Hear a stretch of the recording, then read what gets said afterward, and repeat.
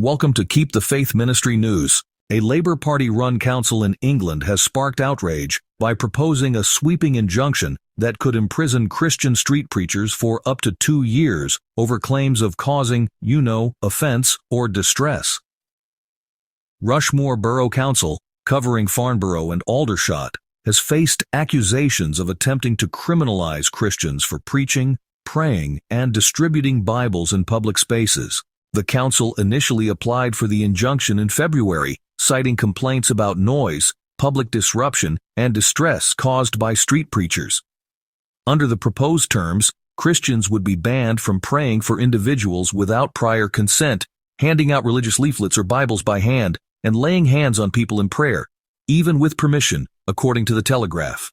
The injunction also sought to prohibit approaching individuals to discuss religion and preaching messages that could be perceived as hostile toward protected characteristics such as age, gender, or sexual orientation.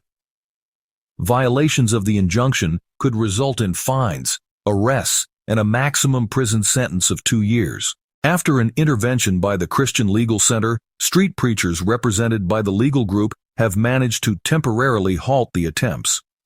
The council also postponed a court hearing that would have sealed the injunction's terms. The council is now reportedly rewriting the injunction while seeking greater consultation with local Christians.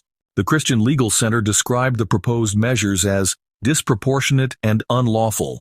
Andrea Williams, the organization's chief executive, vowed to challenge any legislation that attempts to silence or criminalize the Christian faith. Rushmore Borough Council defended its actions by pointing to a high volume of complaints from residents and local businesses about the behavior of street preachers.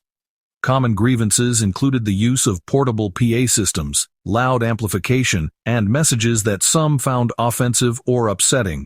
In one instance, a member of the public claimed that Christian preaching created a non-inclusive environment. Another complained that hearing religious messages had ruined their day. However, preachers and their supporters argue that the council's proposed action unfairly targets Christian evangelism. They contend that the preaching of the gospel, a practice deeply rooted in British history, is inherently challenging to non-believers and could, sometimes, provoke strong reactions, but this does not constitute a criminal offense. The gospel is not my idea. I am being obedient to God, one preacher said, defending their right to share their faith publicly. There is a fracturing of the understanding of what the Christian faith is across this land. For the first 19 years of my life, I was against God, but then my life was completely changed. I know what it is like to be on the other side, and I know people can change their minds and find hope. That is why I do what I do, added the preacher. Since we found out about the injunction and asked for prayer, we've been contacted by Christians from across the United Kingdom. The issue is really uniting preachers and Christians, and we are prepared to challenge this as far as need be to prevent the gospel being criminalized in Aldershot and Farnborough.